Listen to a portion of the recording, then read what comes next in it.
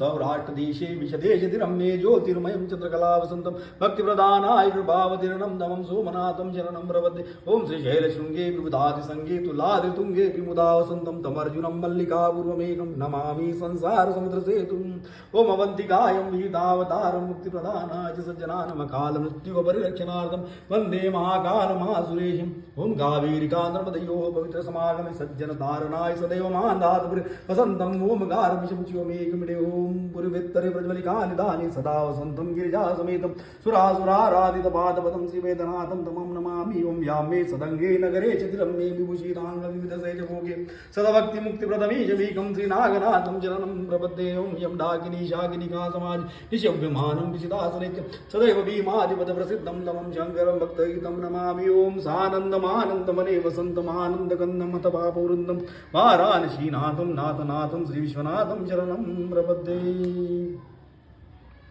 सह्याद्रि शिरिषे विमले वसन्तं गोदावरी तीरपवित्रदेशे यद्दर्शनात् पादकामाशुनाशं प्रयादितमं त्र्यम्बकं मीशमीडे ॐ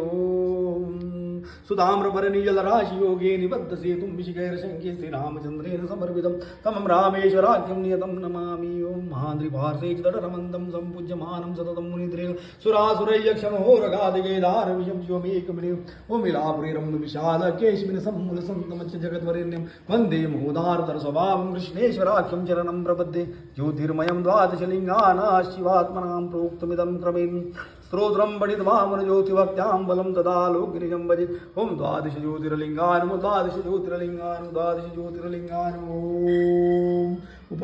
ज्योतिर्लिङ्गानि ॐ